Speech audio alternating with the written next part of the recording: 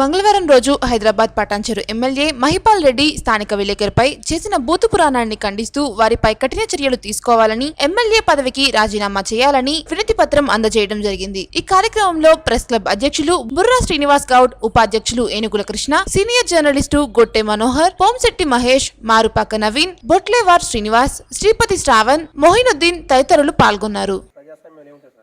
అది మనకి ఏంటంటే మీ ద్వారా ప్రభుత్వానికి రిక్వెస్ట్ ఏంటంటే ఇలాంటి సంఘటనల వల్ల జరగకుండా విలేకరులకు రక్షణ కల్పించాలనేటువంటిది వినతి పత్రం ఇస్తున్నాం. దీన్ని మీరు ప్రభుత్వం దృష్టి తీసుకువెళ్ళాలని మా యొక్క విన్నపం. చెన్నూర్తి ప్రెస్ క్లబ్ అధ్యక్షునిగా మా కార్యవర్గ సభ్యులుగా మీకు వినతి పత్రం ఇస్తున్నాం.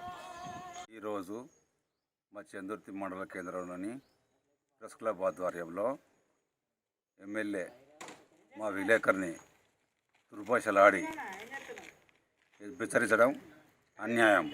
మా పత్రికకు స్వేచ్ఛ రక్షణ కల్పించాలి.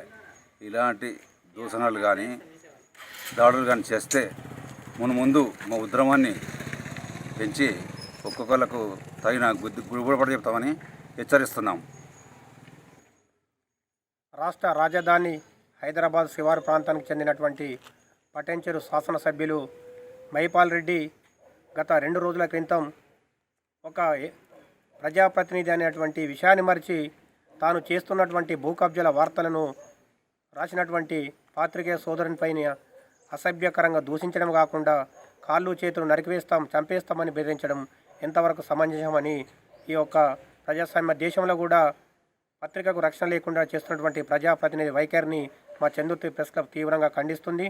ఇందులో భాగంగా ఈరోజు మా చందుర్తి ప్రెస్ క్లబ్ సభ్యులమందరి సమావేశమై ఎమ్మెల్యే మహిపాల్ రెడ్డి మీద కఠిన చర్యలు తీసుకొని ప్రభుత్వం ఆయనను పదవి నుంచి కూడా తొలగించాలని కూడా మా ప్రెస్ క్లబ్ తరఫున డిమాండ్ చేస్తున్నాం.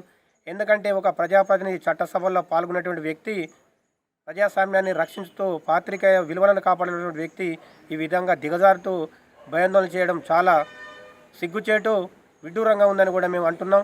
ఇలాంటి ఘటనలు ప్రజాస్వామ్యంలో 4వ స్తంభం, 4th ఎస్టేట్ అయినటువంటి పత్రిక స్వేచ్ఛను కాలరాసేటువంటి నాయకులు కాలగర్భంలో కలిసినటువంటి ఎంతో చూస్తూ ఉన్నాం.